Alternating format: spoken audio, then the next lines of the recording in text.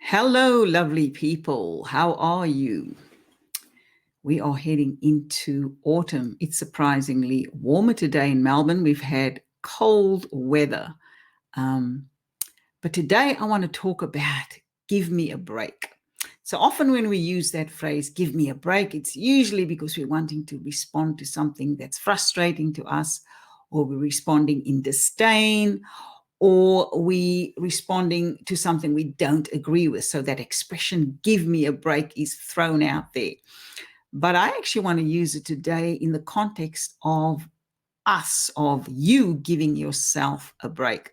And I suppose I'm talking on the topic because I'm fresh off a break. I had a long weekend away in a beautiful seaside village called Queenscliff. My daughter had organized that as a birthday present. I had my birthday last month in March, and as a gift, my daughter had organized a weekend away for us. It was super cold in Queenscliff, so we had one of the coldest weekends apparently that we've had in Melbourne at this time of year. It is autumn. It was really cold in Queenscliff, kind of wintry. It didn't even feel like autumn. It felt like winter. But having said that, I was really happy to have the break. So I've tamed the workaholic, and I hope many of you have too. But every now and again, that beast rears its head and has me on a path of working long hours. And that's often when I'm trying to meet client deadlines. I do sometimes have a problem saying no to people. So sometimes I bite off more than I can chew. And then I end up working these long hours for days in a row.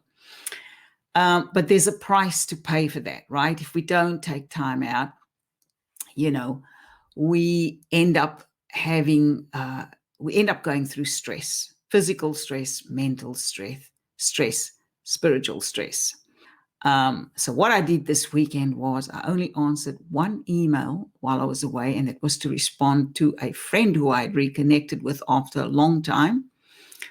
And then I left the computer alone. I did take the computer with me, but I decided to actually leave it alone.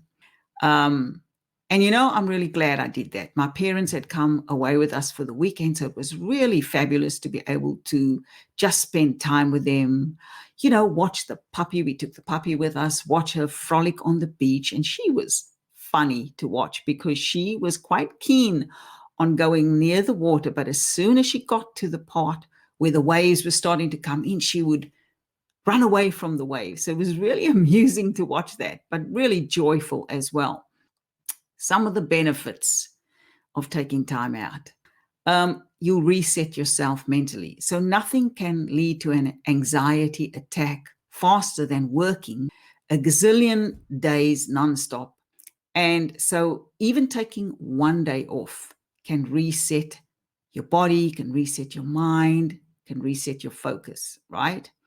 And can particularly help with balancing stress. Because I don't know about you, but I know that when I'm stressed and I just keep working, the stress kind of compounds and piles up one on the other. And then before I know it, I'm feeling overwhelmed. I'm becoming short-tempered, all of those things. And none of which is really great for our relationships or anything like that.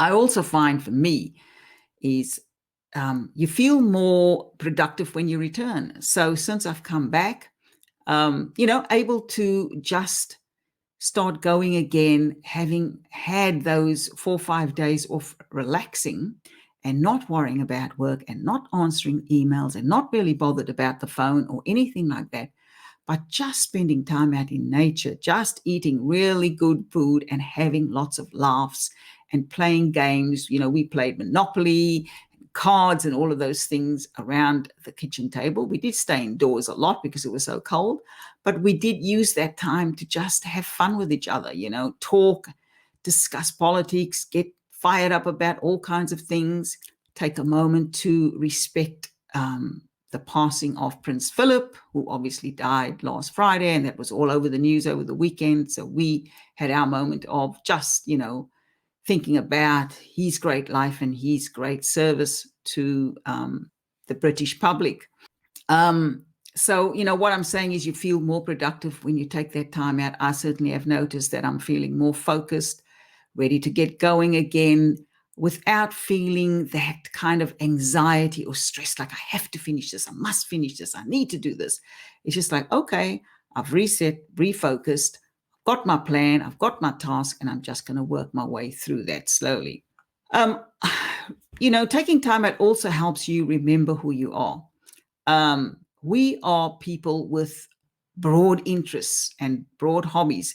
But sometimes when we're working, or I find for me personally, when I'm working, I stay so focused on that I forget that there are other things that matter to me. There are other things that are important. There are other things that make me feel good. And I'm sure it's the same for a lot of other people. Sometimes we can get caught up in work and then we forget the little things that give us pleasure, or even the big things. For some people, I know people who love to go sailing. I know people who love hiking. I love writing. I love hiking. I love being out in nature. I love having fun time with the puppy, just watching her in absolute amusement. But when I'm working and I'm really caught up in work and I'm doing those days where I've done gazillion hours off one after the other, only breaking to really have sleep and to eat, I do notice that I end up kind of forgetting some of the things that really matter to me. Some of the things that really hold my interest, that has got nothing to do with work, that has got everything to do with pure enjoyment or pure pleasure or pure fun. The other thing I find taking a break does, it rekindles relationships. So as I said, we had my parents with us, but even just laughing together, my daughter, my partner, my parents, just being in that vibe of having good company and being fully present to your relationships and disagreeing on certain things and giggling about other things and all of these things. It's really special and it's really important. And so I think it's really important for us to remember to take the time out, to give ourselves a break, to have time with our significant others, to take the girls and guys night out with friends. If you're not doing that, you need a reality check, because work is incredibly important. We know that. We use, it brings us the money, the finances to pay the bills.